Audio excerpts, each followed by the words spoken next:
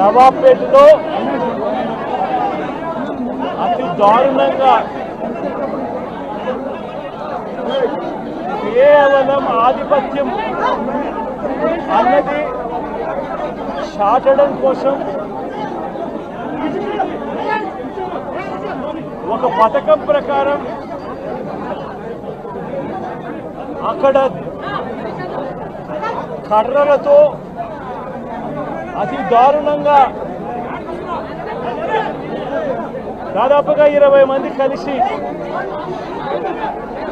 కర్రలతో అతి పాశవికంగా కొడుతూ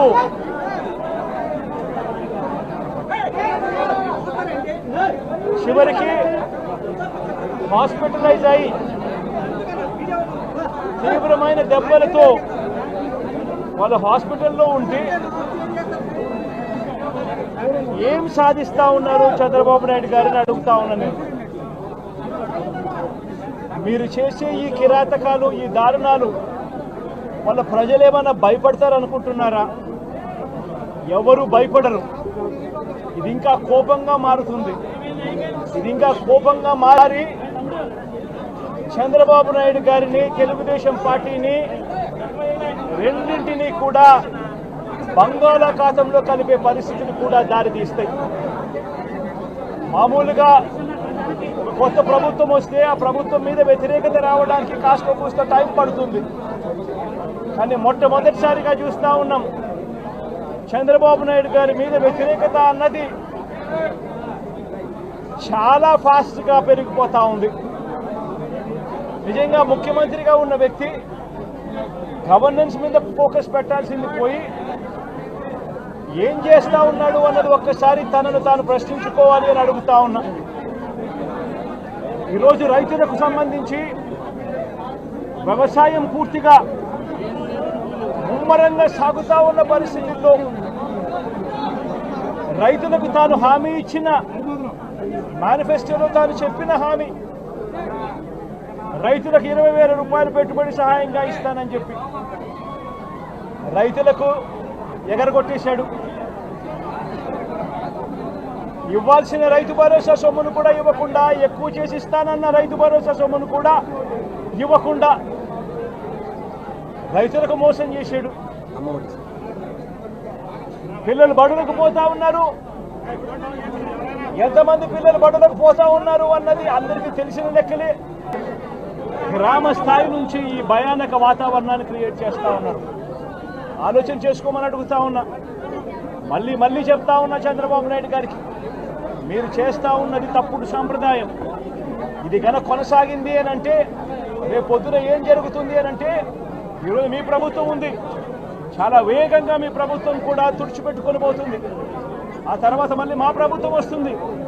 ఆ తప్పుడు మా ప్రభుత్వం వచ్చినప్పుడు కార్యకర్తలు నేను వద్దు అని చెప్పినా కూడా వినకుండా ఆ కార్యకర్తలు చంద్రబాబు నాయుడు గారి తెలుగుదేశం పార్టీ వాళ్ళందరికీ కూడా బుద్ధి చెప్పే పరిస్థితి కూడా చంద్రబాబు నాయుడు గారు బీజం వేస్తూ ఉన్నారు. ఈరోజు దయచేసి నేను చంద్రబాబు నాయుడు గారికి చెప్తా ఉన్నా, ఈ తప్పుడు సాంప్రదాయాలను ఇంతటితో ఆపండి.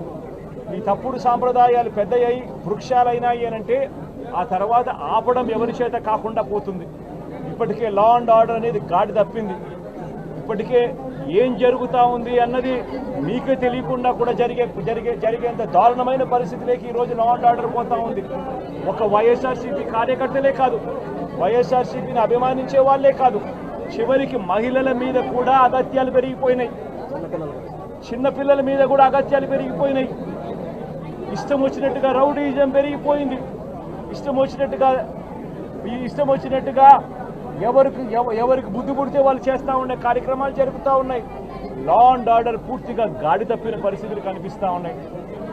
ఇప్పటికైనా చెప్తా ఉన్నాను, హెచ్చరిస్తూ ఉన్నాం, మరొక్కసారి కూడా చెప్తా ఉన్నాం. శుక్రవారం ఈ మధ్య కాలంలోనే జరిగిన ఇంకొక ఘటనలో ఏకంగా చంపేసిన ఘటన చూశాం నంద్యాలలో. శుక్రవారం నేను అక్కడికి కూడా పోతా ఉన్నాను. ఆ ఘటనను కూడా ఒకసారి రాష్ట్రం దృష్టికి, దేశం దృష్టికి కూడా తీసుకొని పోయే ప్రయత్నంలో భాగంగా అక్కడికి కూడా వెళ్ళి జరిగిన అగాత్యం, జరిగిన అన్యాయం అక్కడ కూడా హైలైట్ చేసే కార్యక్రమం కూడా చేస్తాం. ఖచ్చితంగా హైకోర్టు తలుపులు తడతాం, అవసరమైతే సుప్రీంకోర్టు తలుపులు కూడా తడతాం. ఇప్పటికే ప్రధాన రాజకీయ పక్షాలన్నింటికీ కూడా రాష్ట్రంలో జరుగుతూ ఉన్న అన్యాయాల గురించి వివరించడం జరిగింది.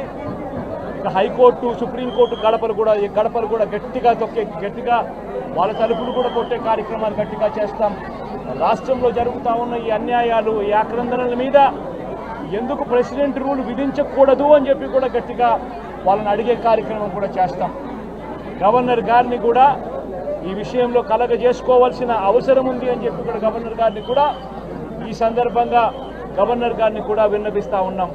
ఇవన్నీ కనీసం మీరన్నా సుప్రీంకోర్టు జడ్జిగా పనిచేశారు, కనీసం మీ సమక్షంలో మీరు ఉండగానే ఇవన్నీ ఈ రాష్ట్రంలో జరుగుతూ ఉన్నాయి.